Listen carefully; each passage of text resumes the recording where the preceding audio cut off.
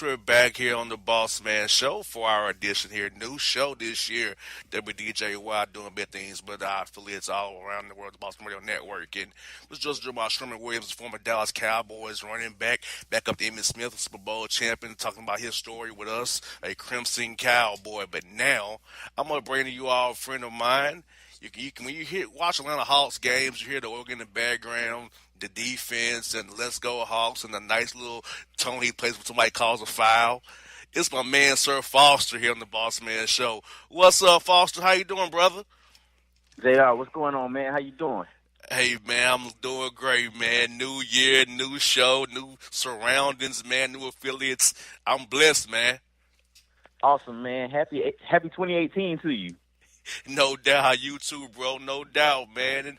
And Foster, for all new listeners here on WDJY and our affiliates that's picked up the show this year, man, who may not have known about your backstory, your humble beginnings in Fort Valley, Georgia, playing in churches to becoming a house organist. If you could you just give the people a little bit of background about yourself, and especially talk about that day, 2012, that really changed your life to spur you the way you are today? Basically, well, I'm going to make this as quick as possible. I was born in Fort Valley, Georgia. I always wanted to do music. I played anywhere that I could, any person, anywhere that would hire me. I moved to Atlanta to pursue that dream, and life's been good since then. I hooked up with the Hawks, I think back in 2009, so this is my ninth season playing the organ for the Atlanta Hawks. It's been a dream come true. I've also played, I do studio work, I do all types of stuff, and, I'm just trying to, just get bigger and better every day. So, life's been real good. Yes, indeed. Foster, I remember because when I got out of college, when you started, because in 2009 I graduated, I also come at the Hawks game and said 2009-10 season I got out of college, and that's when you was starting to play with the Hawks. So you kind of started when I got out of school. So I know we know when you started, because I got out of school when you kind of got going with them. So it's always been cool, man, hearing that different flow, because most arenas have just the DJ kind of a person, but when you show flair, you play anything and anything, and you never know what you may play. And people don't believe what telling us about you. You can tell them for yourself. You don't have a playlist. You just play what you feel and go see how it goes. Absolutely. I go into each game. I'm always learning new songs every day. That's just something that I do just as a musician. I always want to get better. You never want to stay stagnant. And, I just go into each game and just kind of let the game dictate, what I play. And you have to let the mood dictate the music, and that's why the music fits. I'm grateful to the Hawks for giving me that opportunity to really just be myself. And, the feedback has been overwhelmingly positive. People really love what I do, and that's always a good thing. And for people who don't realize this, Foster, you've also played at the All-Star game, the rookie game. You've done overseas work. People know you for your organistic abilities, man. Like how talented you are with that organ, man. Like how you can plug any song into an organ. Like I never thought I would hear Mask Off on an organ until I heard you do it. You know what I'm saying? Hey, yeah. My philosophy, first of all, thank you. My philosophy has been, if I was sitting in the audience, what would I want to hear? And so that's what I try to bring to the table. I just want to, basically play the music that I like. And that's being true to myself. And I think people connect with that. And you know what's good about Foster? People can follow me, Sir Foster, on Twitter, that he will play your request for you. Now, you know how radio stations say, hey, we're going to play your request. We mean you both know that's a lie, because it's always saying to the computer what they're going to play. But with Foster, you get the real request. You send him a song, he may throw a cue it up for you real quick. Yeah, that's true. I've always enjoyed interacting with the people who are listening. That's one of the things, like, we do this for the people. And so it's rewarding to talk to people. And I tell them, like, yo, if you tweet me and, you make a request, if I play it, just tweet me back. Because it's hard for me to tweet back during the game. But, like, I want to know you heard what you requested. So, I'm doing it for the people, man. That's what it's for. Hey, you sound like my man Morgan and Morgan for the people. Oh, yeah. Oh.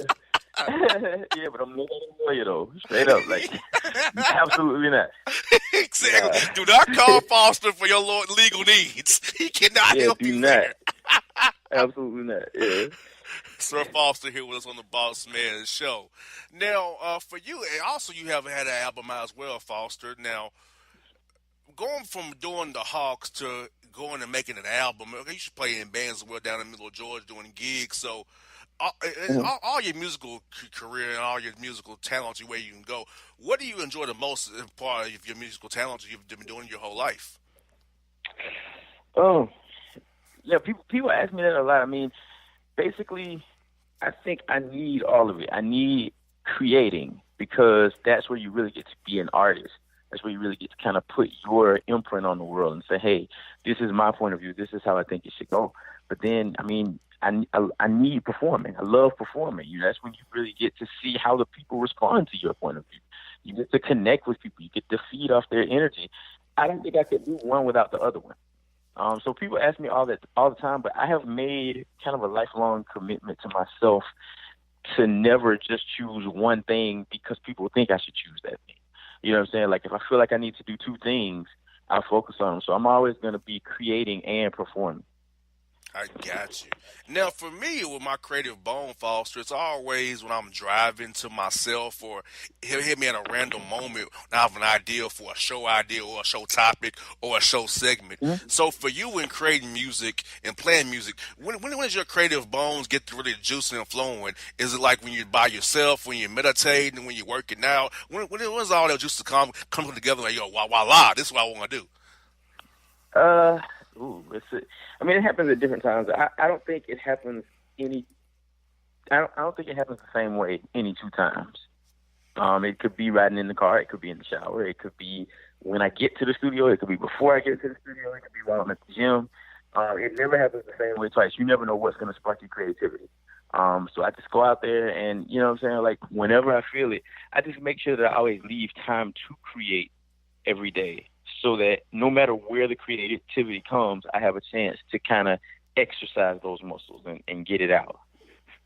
I got you. Like you said, you got to do that, man. Like you said, like you got to leave yourself time to create. So I think it's a lot of times we get lost. A lot of people get lost in it, not giving themselves time to create and kind of be themselves. What's I like about you is you have your own style. And then nobody can change that about you. You have your own style. Like I can see what you do, but I can duplicate what you do. You know what I'm saying? That's what people I realize Yeah. about you. Like you got your own little thing, your own style, man. It's unique, and you have made the organ and hip hop one and the same. Like where else we get there before with you, man? I mean, you are a trendsetter, brother. You know that you are a trendsetter, man. You that guy. I appreciate it.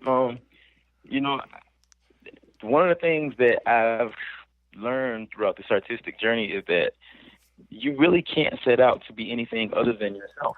And in the process of being yourself, if you're good at it, if people connect to that, that's what makes you a trendsetter because there's no one quite like you. There's no one who has every unique skill that you have or every unique thing about them that you have. So that's the best thing you can be. You just have to refine that version of yourself, and always focus on becoming your best self. So that's something that I've lived by, and it's something that works for me. I hear that, man. Now, I know that you like the Dallas Cowboys, like the Falcons as well, man. It had on Sherman Williams, Emmitt Smith's backup when he played with the Cowboys. Mm-hmm. Is there anything you remember about Sherman Williams when he played with the Cowboys that you can recall from your days of being a Cowboy fan? I have to be totally honest. No, I cannot. I don't remember. I was extremely young then. I don't remember anything. As a matter of fact, it seemed like Emmitt Smith ran the ball every carry. He did. And the only person I remember ever getting the ball other than him was this dude named what was the fullback's name? Yeah, Daryl Moose Johnston. Moose Johnston. That's the only person I ever remember carrying the ball for them other than Emmitt Smith. Running backs are different now because it's three of them or two of them. But like back then, it seemed like they just had one guy and he just ran the ball every play, every down. So, I don't remember him, but I'm glad he was part of Cowboy Nation. I'm gonna tell you. And by the way, I'm a Falcons fan though. So I grew up watching the Cowboys. Don't get me wrong, but I'm a Falcons fan. I hear you now. We got this game against L.A. coming up. How you feeling about that game against L.A., the Rams? If you ask me, Foster, that was the best draw to get. Was playing the young Rams outdoors in L.A. in a warm climate.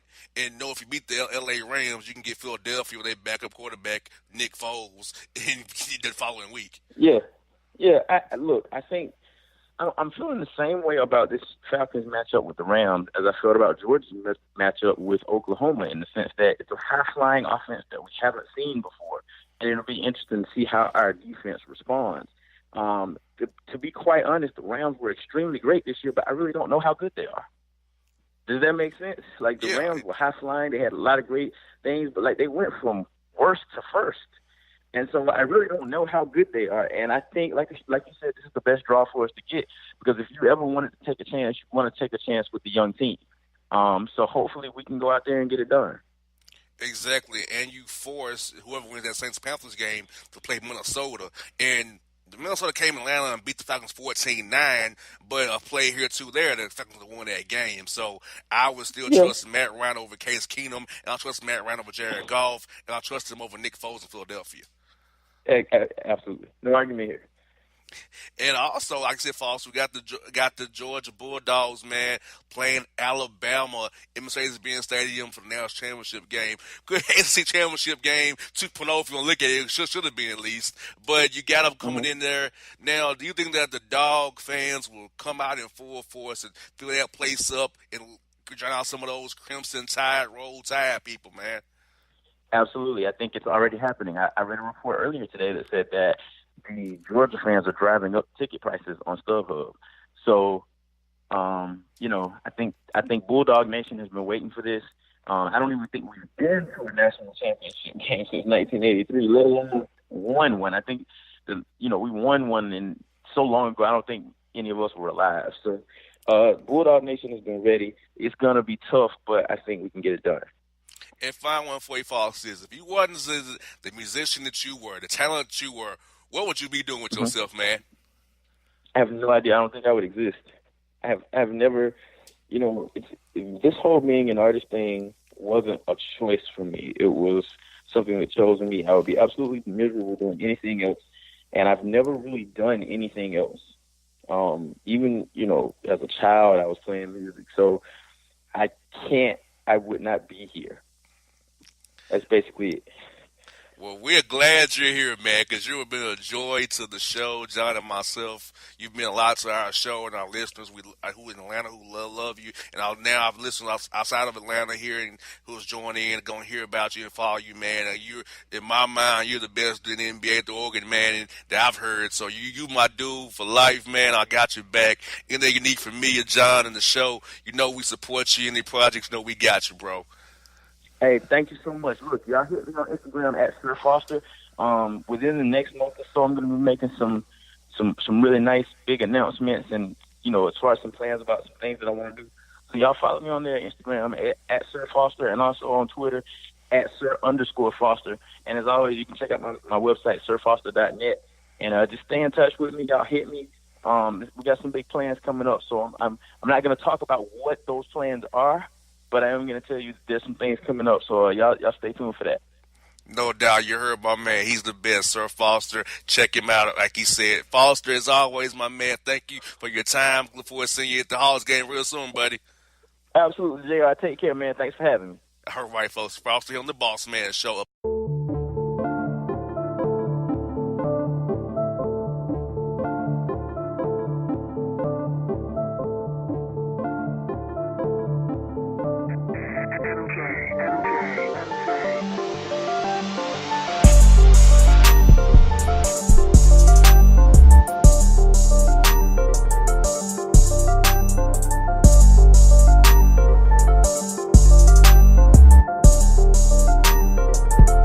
Hello, my name is Travis Williams, President and CEO of Academics and Athletic Consulting, focusing on educating and empowering tomorrow's collegiate athletic leaders.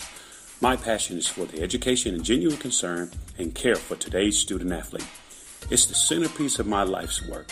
A college education, both in and out of the classroom, is a truly rewarding benefit. For more information on AAC, you can go to www.academicsandathleticsconsulting.com. Once again, www.academicsandathleticsconsulting.com. Or you can follow me on Facebook at Academics and Athletic Consulting, or Twitter at Coach TWill24, or Instagram Travis L. Williams 24. Or you can call me at 404-542-6079. Once again, AAC is very proud to partner with J.R. McHenry of the Bossman Radio Show, covering sports and entertainment across the country. Please tune in weekly for informative, entertaining, and expert analysis on today's sports and entertainment topics. Thank you.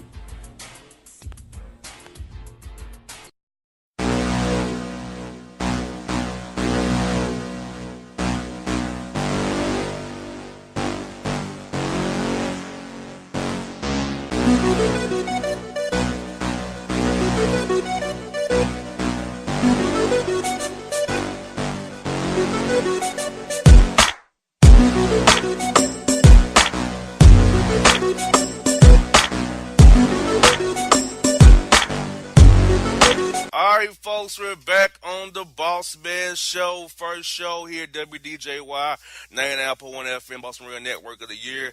And I got some of you off here at the show know my man, Metro New York, Salute Magazines. He's my boy. We've been doing radio since 2013. Boston Bone segments. We're going to get him back going again. You know, I got 4 hours to fill, so Bone know he can come on the show whenever he wants to. It's my man, Tony T-Bone Williams. What's good, bro?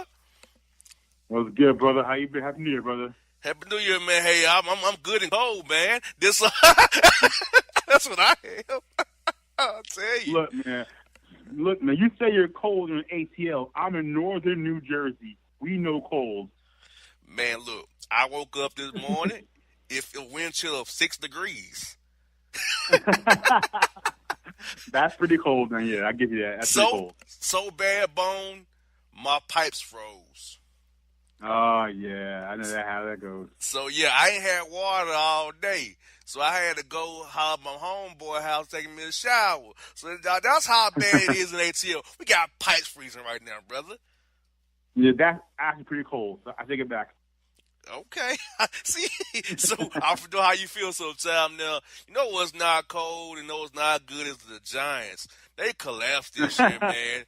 They were supposed to be a good team, good defense.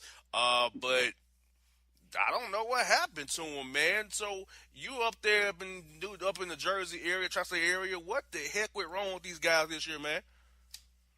They were flawed from inside out and top to bottom. And we saw that Reese finally got axed because his roster was flawed. I mean, over the last 4 or 5 years, he's hit on maybe a few stars. He hit on JPP. He hit on Beckham. But the old line was always a problem. And it wasn't from a lack of trying because Reese was sending high draft picks on old linemen. Eric Flowers, Justin Pugh, Richburg.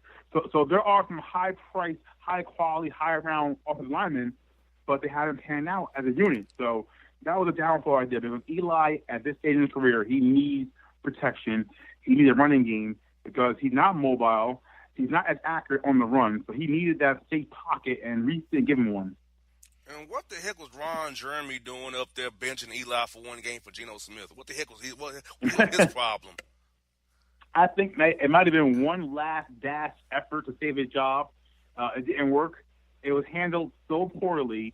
And you know what? I really don't blame McAdoo as much for the benching. I blame John Mara because John Mara is the owner. He's not hands-on. But nothing major goes through him, goes by the team unless it goes through him first.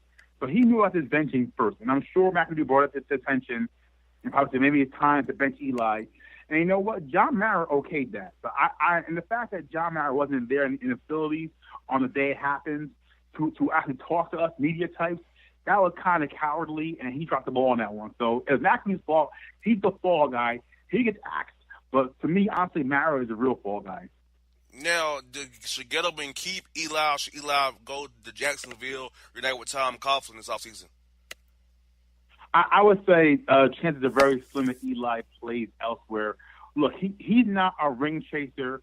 He's not chasing a legacy. With Peyton was different. Peyton was coming off a major injury, missed an entire season of playing time, and then was fired by the coach. The coach fired him. So it wasn't like Peyton said, you know what, I'm going to go off in sunset and say I'm done with this. Peyton had a vendetta. He had a vengeance in his heart. He wanted to chase legacy, chase a ring, and he got one eventually in his last year in Denver. But Eli is not built that way. Eli already has his 2 rings. He already has his legacy cemented. He's already arguably the best Giant QB ever. So I don't see him leaving New York. He loves it here in the area. He loves living in the area. He loves his charity, work in the area. He's just a loyal guy. So unless Gettleman gets really crazy, I can't see Eli leaving. I'll be leaving. I'll be leaving. Now, who's going to be the coach? Is it going to be Spags, Eric Studeville? Jim Schwartz was a hot name early. Now he's going to be cooled down. So, what are you feeling about the Giants coaching search? Who do you think ultimately gets that job up there? Well, first and foremost, I thought that Louis Riddick was a better fit as a GM or Scott Pioli. But now that we had Gettleman here, he's probably going to want his kind of guy. And I think what they're going to do is probably go with a guy who has a background in defense. And I think that's why he's looking at a guy like Schwartz. To me, it's a meh kind of move if they hire Schwartz. I wasn't a fan of his in Detroit. I know he did good things in Philadelphia. But to me, it's just an ass pick. I would have been pressuring Josh Daniels, I think, from day one to come and take this job. I think he's now ready to be a head coach again. He's learned the tutelage of Belichick for so long now. He had his learning issues in Denver. I think he's learned from all those mistakes in Denver. I think he's ready and primed to be a head coach again. So for me, my search will probably begin and end with McDaniels. But it sounds like the Giants like Schwartz a lot. I hate folks that's talking to about Williams on the Bossman Show. Turning to the Jets, they extended Bowles and the GM.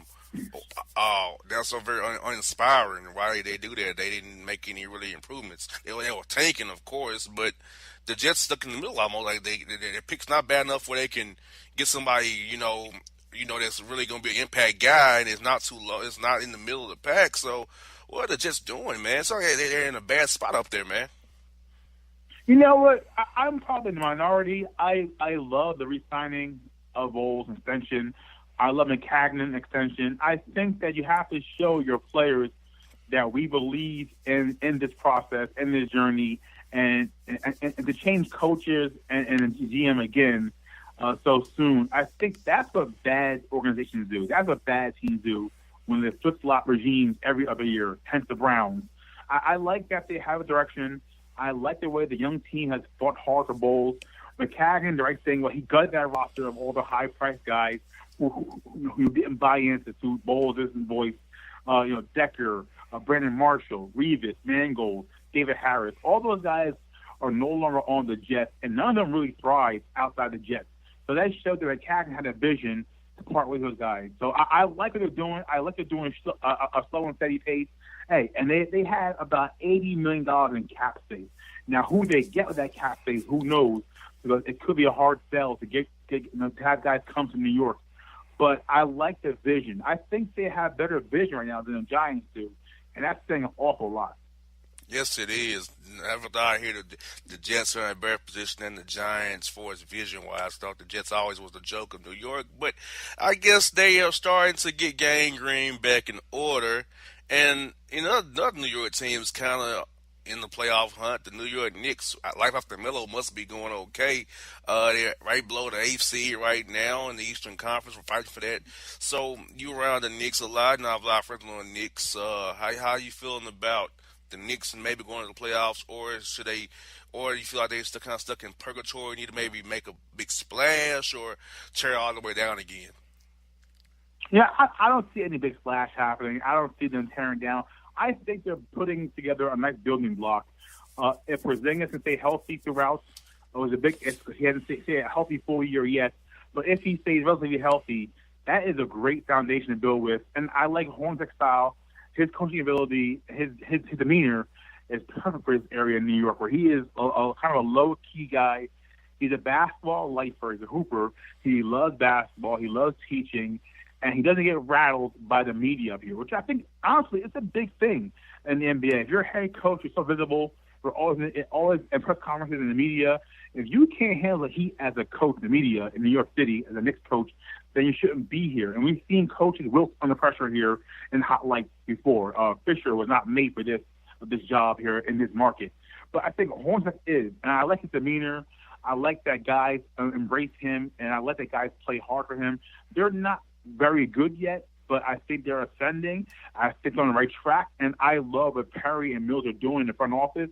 They've done so much so fast already. They've done so much more now within the first 6 months of the regime than Phil Jackson in the first 4 years.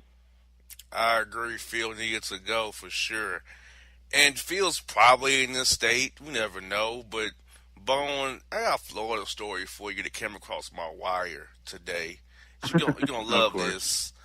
A Florida man was arrested, get this, after trying to set his girlfriend on fire, getting electrocuted because her dog ate his chicken fingers and her other son used his contact solution. What's going on, Bone? That sounds like a man who is hungry and can't see. You know what? I'm a big fan of chicken fingers, so I'm not saying abuse pets and things on fire for them, but chicken fingers, if they're made right, they're bomb. So to me, it's kind of a toss-up. I mean, I don't think you should set anyone on fire or injure animals over them, but chicken fingers sometimes are pretty tasty. I'm like, this man, we're not even into the year that much, and this man has lost his mind. Like, my man, get some more. Go to CVS or Walgreens, get you some more solution. Visine don't cost that much. Yeah. Hey, I agree. I agree with the solutions. Unfortunately, I have good eyesight. I don't need solutions. I don't need eyeglasses. But I understand. Just go to CVS, man, or Rite Aid or Walgreens. Go somewhere and get that for $8, $10. That's fine. But you know what? As we talk, you and I, off air a lot, sometimes when we go to press boxes or we go to team facilities, some of the food is banging. So if you get some good chicken strips at like a press box or facility, I kind of understand. Just don't get a to-go box. Exactly.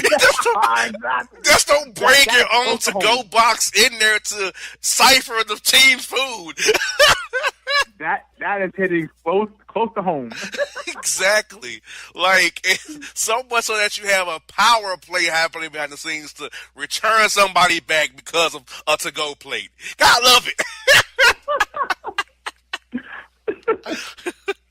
Just never know. Sloop Magazine coming soon. Breaking news, dang it. There you go. There you go. It's coming soon. Yes, it's going to break you guys soon. You'll see. Yes, indeed. Hey, Bone, when that contract gets signed, when this guy returns back, you'll know first. Yeah, I can't. Hey, I can't wait for the juice, man. I can't wait. It's crazy, man. Yes, it's all crazy. Yes, indeed.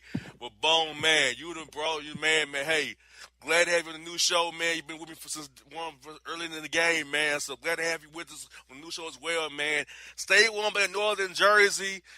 Make sure Knicks play well. My friends keep doing what they're doing up there with the Knicks, so you guys can maybe get a season playoffs. Hey, bro. Thank you, man. Hey, quick message. I just say how happy I am, and I'm proud of you, and you're killing it down there. So keep it up, man. Really. Thank you so much, Bone. You welcome my brother to me, man. I appreciate you for that, folks. That's my man. You hear him on the show a lot this year. Come on, T.B. Williams, Metro New York, Salute Magazine on the Bossman Show. Gonna have more show for you coming up after the break. We out.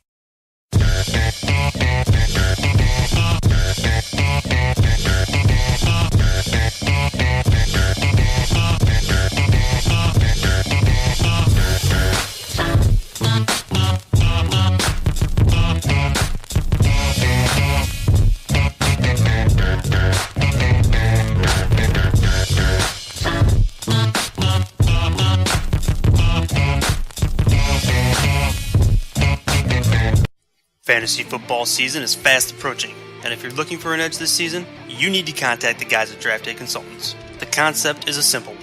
Draft Day Consultants takes your requests and connects you with one of their trusted analysts, who then guide you through your draft. Whether you just need a sounding board on decisions, or if you need them to conduct your entire draft, Draft Day Consultants has you covered. Every one of their consultants has a proven track record of success, and have conducted hundreds, even thousands of mock drafts. Thanks to this year-round research and analysis, the guys at DDC have an unmatched understanding of player values. So gain an edge on your league mates this season by hitting up draftdayconsultants.com. That's www.draftdayconsultants.com. Now get after it, fantasy footballers.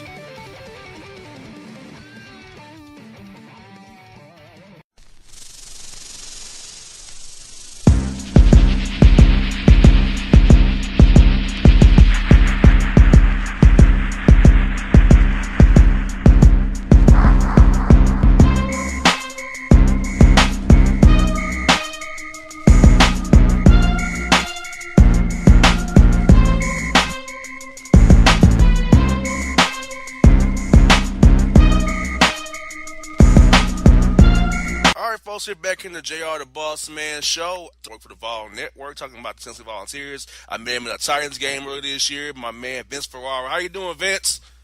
I am good. Good to talk to you. And, yeah, I was even made it back for the Rams game. Sorry you weren't there to join us in the peanut gallery in the press box. Yeah, man, I was with the Falcons that day, man. I was down there in New Orleans seeing them get destroyed. Hey, Falcons are in the dance, so that's what counts. So are the Titans. So. Looking forward to being in L.A. for the Rams game. I can't wait for that, man. I just can't wait to see what we do. I think we got a good draw, Vince, playing the Rams. If you beat the Rams, you got Nick Foles. If you got Nick Foles, you have a chance, my man.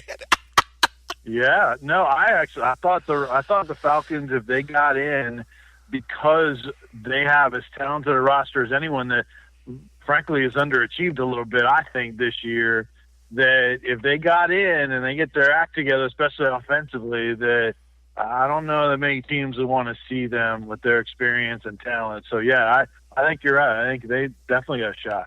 Yes, indeed. Well, Vince, I want to ask you about we're talking about the Tennessee coaching search, man. I was watching them from afar, watching it on Twitter, reading reports, man. What was going on behind the scenes with the Tennessee coaching search, man, with the AD and then Philip Foreman forcing him out? They had Shiano. They couldn't get nobody. Like, what was going on, man? Just fill us in about that. Wow, a summary of that mess.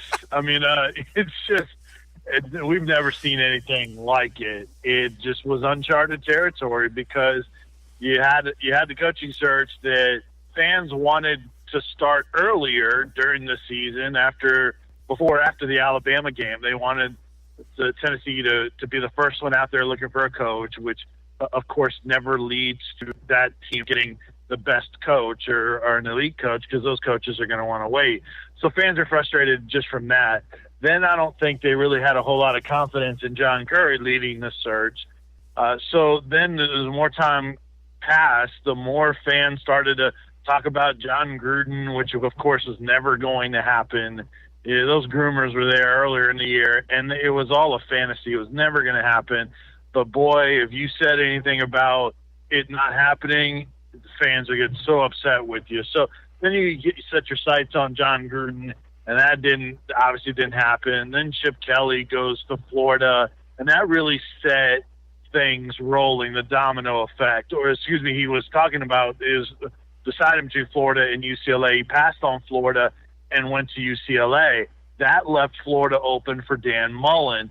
And if Chip Kelly was didn't take the UCLA job and took the Florida job, Dan Mullen likely is Tennessee's coach, and none of it actually happens, and Tennessee gets probably their first guy.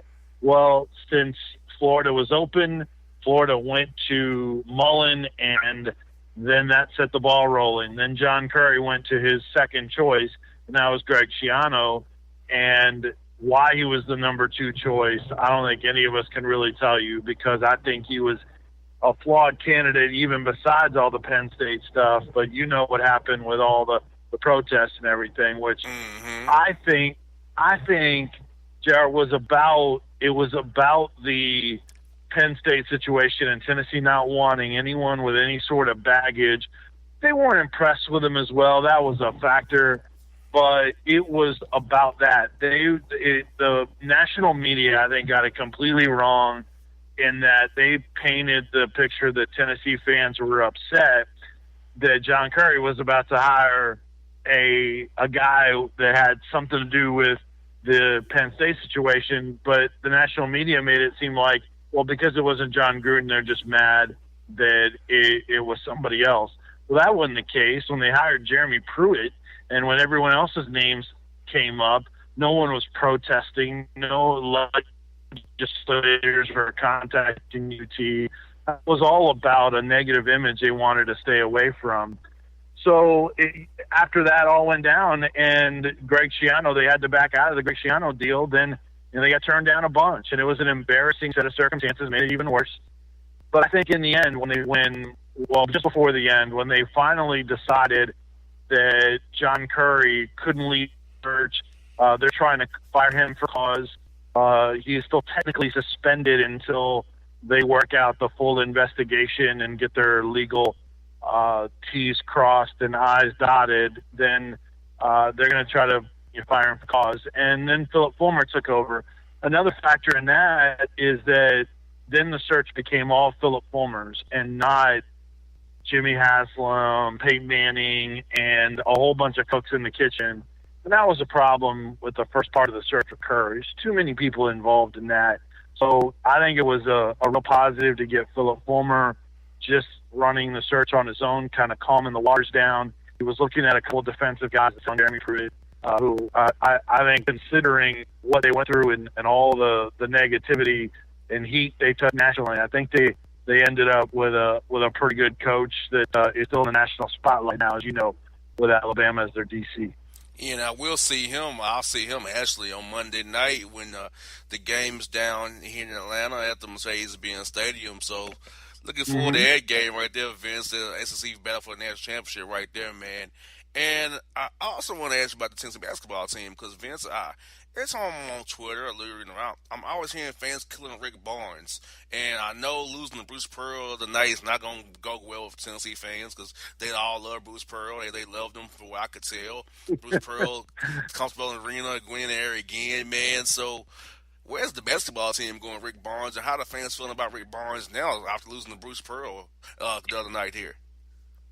Well, a lot of fans would take Bruce Pearl back in a heartbeat. They don't care about the NCAA issues, lying to the NCAA, all that. So a lot of fans still view that whole deal with him and the NCAA as just a barbecue, which is just so inaccurate. It's about not being truthful with the NCAA. That's the biggest deal, not that he served pulled pork and potato salad to a recruit. And fans think it was just down to a sandwich and a plate, and it's not. It's just wrong. It's just you wanting Bruce Pearl to be your coach, and so you're going to frame it that way. But look, he's in more hot water. I don't know that he survives Auburn in the end if more comes out in that investigation with all the other schools. But last night it was Bruce Pearl's first win in Thompson-Boling Arena as an opposing coach. And so that was noteworthy. He's struggled against Tennessee. His only win was at Auburn when Tennessee went there. So, fans in general, I think, like Rick Barnes, but they're not in love with Rick Barnes because there's this perception that has been there from the jump that he's here just sort of on his retirement tour. And he's just kind of, on his way out of coaching and just has a gig just for fun. And I don't think that's the case. I've been around him. I've talked to him.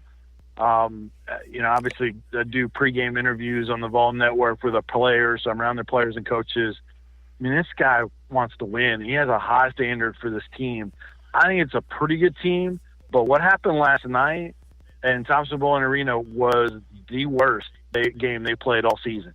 And he called them casual and immature after the game. Even in some other losses, he hasn't been that upset. He said, we need to practice with more consistency. We need to practice like an elite team. But he hasn't really crushed them. He still has had confidence in them being a really good team. But, boy, after last night, his tune changed. And there's some guys that need to check themselves or else they're going to lose minutes. This is his best team, I think, and I think an NCAA tournament type of team. But last night was eye-opening in the wrong direction, and fans have increased their criticism of him a little bit. One, because they want to get to the NCAA tournament and they don't want this team to screw it up. And two is because they want five-star talent. You know how it is. Fans want the elite players. Yeah, they're right. They don't want them to go to they don't want them to go to Kentucky and Louisville and Kansas and all these other schools. They want them in Florida. They want them to go to Tennessee because they have recruited a lot of three-star guys that they could mold and improve and be four-year guys. That's the base. That was their plan. Now they're starting to go after more elite guys. They just haven't gotten them yet, and that frustrates fans too. So they're showing up in decent amounts, but they're not in love with this team yet. because they're of those reasons. And I think only getting to the NCAA tournament and maybe winning a game or two is the only time that I think fans will fully buy into Barnes and this team. I hear you on that one, Vince. Now, just before you go, Vince, I want to get your prediction on the game coming up here on Monday night. Mm-hmm. Georgia, Alabama, who you got, man? Well, I'll say this. I got both of the semifinal playoff games right. I did pick Georgia and Alabama, and it was close for me, especially with Georgia and Oklahoma. I didn't see Georgia winning a shootout like that. I mean, who thought that they could top the 50-point mark in a game with Oklahoma? But when I flipped from Oklahoma to Georgia late, because I started thinking about the coaching aspect of it as much as anything else, and Georgia's ability to make adjustments is so impressive, and they did that, and that I think was a big factor in the game. As far as this game goes, it's going to be a completely different type of game because these two coaching staffs and teams, even though they didn't play this year, are so familiar with one another and how they do things. So Georgia's not going to be able to run the ball to that level. Alabama is not going to be able to get away with not being two-dimensional on offense, not being balanced on offense. And just the familiarity of the two coaching staffs, just going to be fascinating to me. I like Alabama. I think it'll be less than a touchdown win for Bama. I think that front seven has gotten so healthy and so good, especially and with Minka Fitzpatrick being healthy again. It was an underrated story about their injuries with Fitzpatrick. He's one of the best, if not the best player in all college football. It makes such a big difference. So I just think Alabama's defense is going to be too good in the end in a very close game. I like Bama in what should be a fun all-SEC matchup. I hear that, Vince. But Vince, I'll see you Tuesday night at Vanderbilt. Luckily, I have an off day that day to come up there to that game. So I'll see you there doing your Vol Network thing. And yes, they have a whiteout at Memorial Gym for you guys as always. So I'll be up there for that, man. All right, sounds good. Good to talk to you. Appreciate you. All right, see you, Vince. Hey, it's Mr. Ferrara here on the Bossman Show.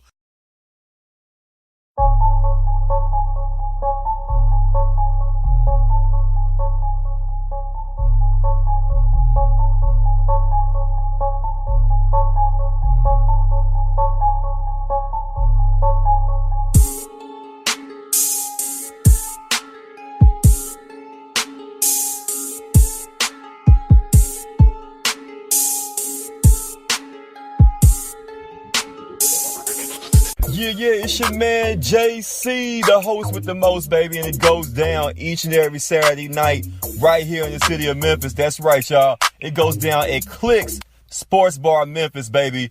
3705 Malco Way, Memphis, Tennessee, 38125. Come out and join us, the Three Kings, each and every Saturday night for the livest karaoke in the city. Everybody gets in free till 10 p.m. Only $5 after. Great food. We got drink specials. We got all kind of games, man. We got the pool tables popping. Whatever you want, we got you, man. Come on out. Have a good time with us each and every Saturday night. That's Clicks Sports Bar, Memphis.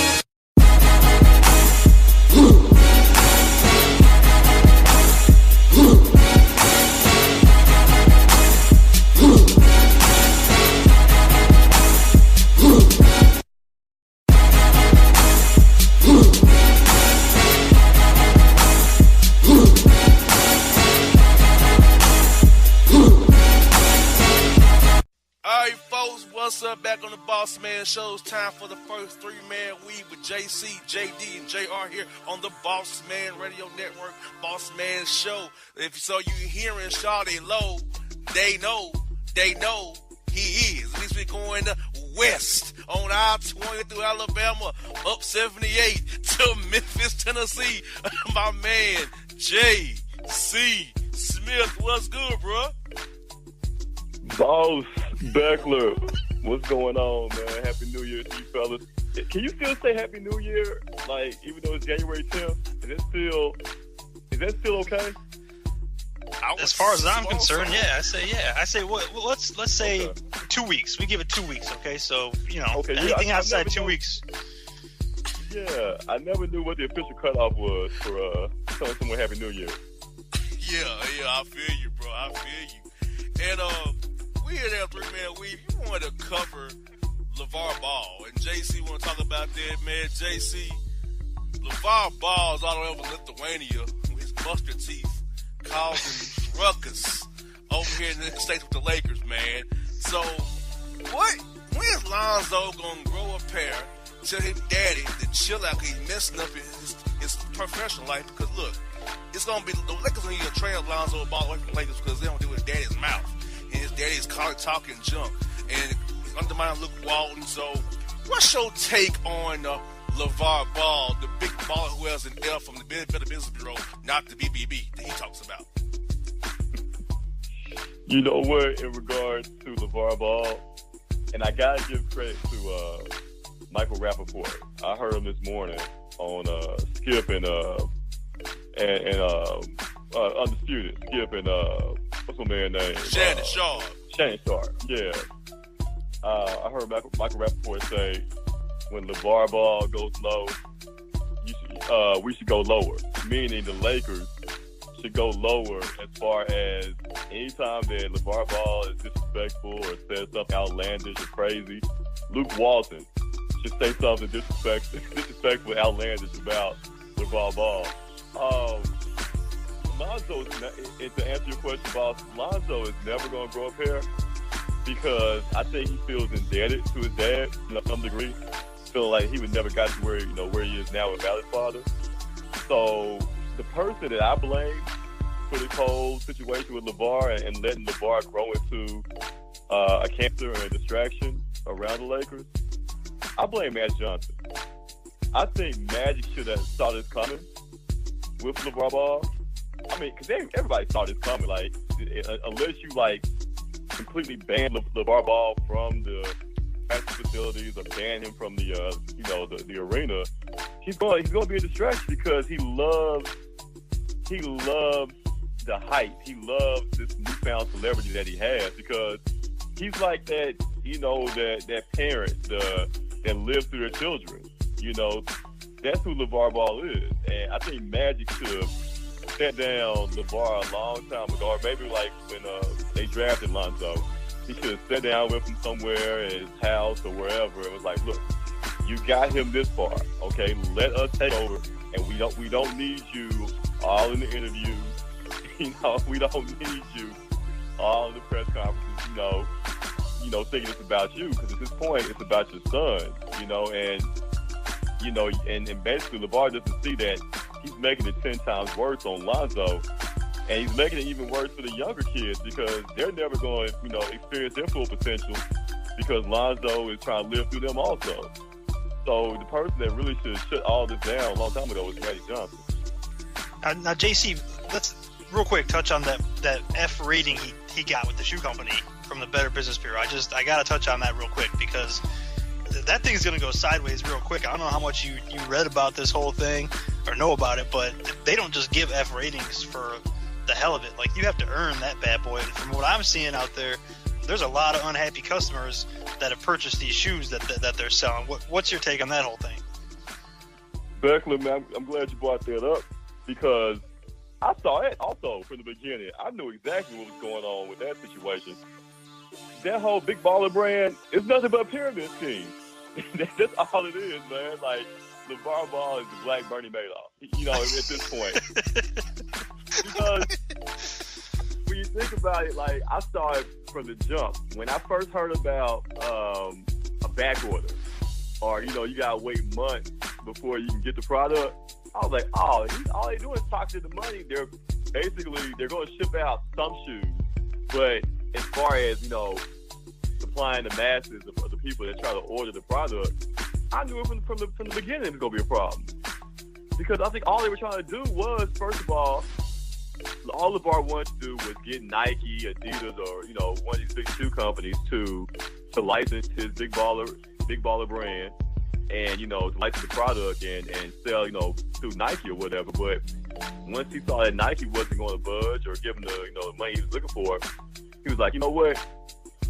I can run the biggest basketball shoe Ponzi scheme ever, and promise people product, and I'm gonna charge a ridiculous amount for a shoe that normally wouldn't cost more than $20 from the looks of it and the material that goes into it. Let me charge $500, and I bet these fools out here will be like, wow, this guy is so creative. He's an entrepreneur, and he's charging X amount of dollars. Man, let me go ahead and support him.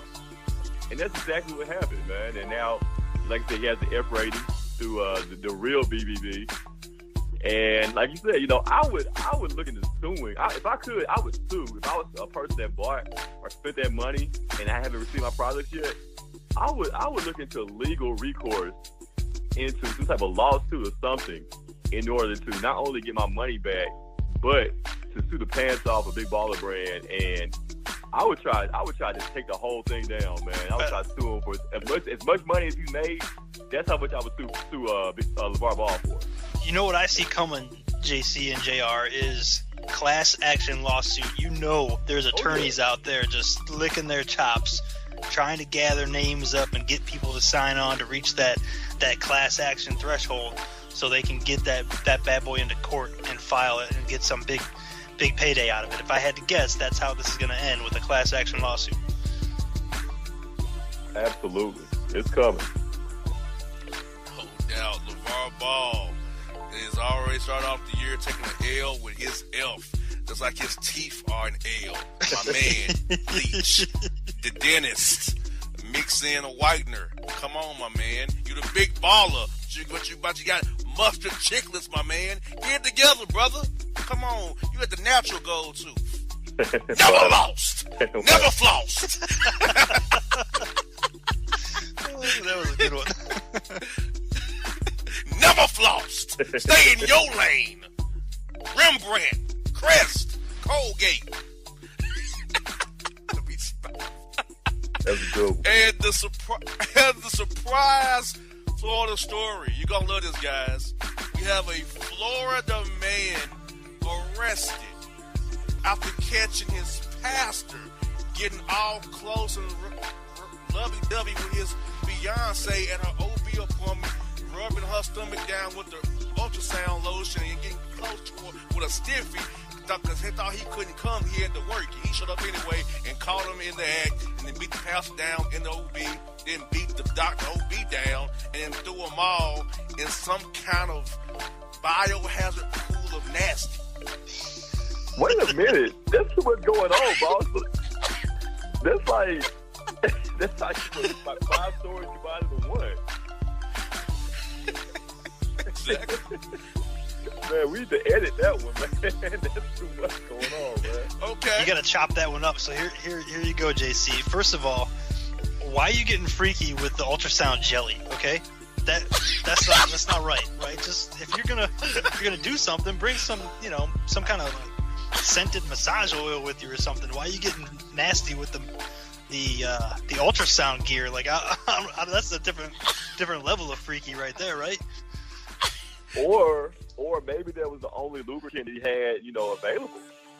That could be. That's what I'm saying. You got like. But that's the OB doctor though. But why would? Okay, listen to her. This is me. Why are you inviting your pastor to your OB appointment because your fiancé can't come because he has to work? That's my first question. That's segment number 2, bro. Like, what? Why are you inviting anybody? But like, that's. Then the fiance pops up and catches my man with a stiffy, rubbing a jelly on it and getting kind of close and lusty eyes for her, and then beating him and the OB down, throwing him into the biohazard pool.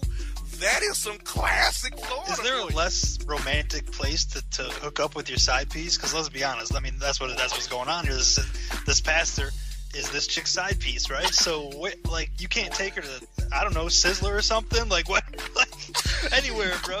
Like get this girl out to Applebee's or something, and then take her back to your place or Motel 6, whatever, wherever you go. Find a hojo somewhere. But I don't know, dude. Like the obstetrician's office. That's just like. I mean, I don't know, man. Yeah, it's weird, man. I don't know what to say about that one. I don't know either, bro. But that's Folks, we all want to do it each week with Three-Man Weave. Folks, we're going to have you a sports story or two, then a Florida story to blow your mind each week. The 3 J's here, JC, JR, JD. We are the Three-Man Weave. Catch on the Bossman Show every week. And catch my man if you're in Memphis, Tennessee. Click Sports Bar, 3705 Malcolm Way. Ain't that right, bro? That's right, man. And real quick about good spot to take my chick Beckler. Applebee's, did you know they're the official eatery for all guys and sidekicks? Did you know that? I did know that. I thought you were about to say Kohl's, though, my man. Get some Kohl's cash, right?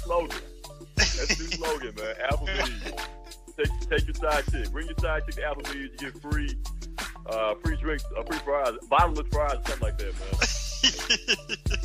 Is that like?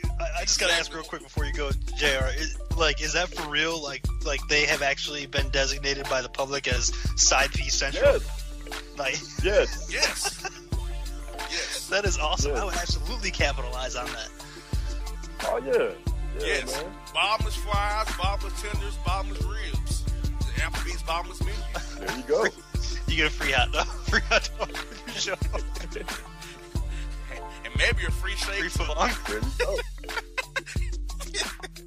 That's what's up. Folks, get ready for every week. Three-Man Weave. JR, JC, JD. We out. See y'all. Peace.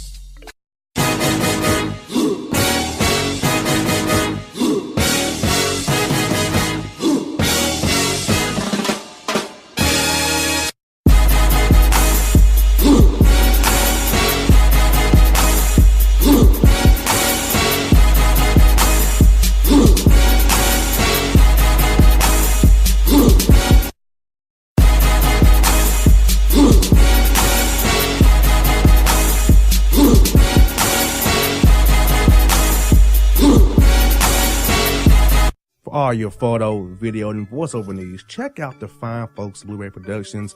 They will take good care of you. If you don't believe me, you can see for yourself. Check out their work at blueberryproductions.tv, the Facebook page, Blueberry Productions, also a Vimeo page, a YouTube page, and it's Blueberry, BLUBERRY, Prod on Twitter. Check them out today. Blueberry Productions, great people, great work, great service. Hip-hop fans, I got a great album for you. The debut album from Family Grind ENT, True Speech and 313 Fresh. We're going to give you 2 discs, 33 songs of pure, genuine hip-hop.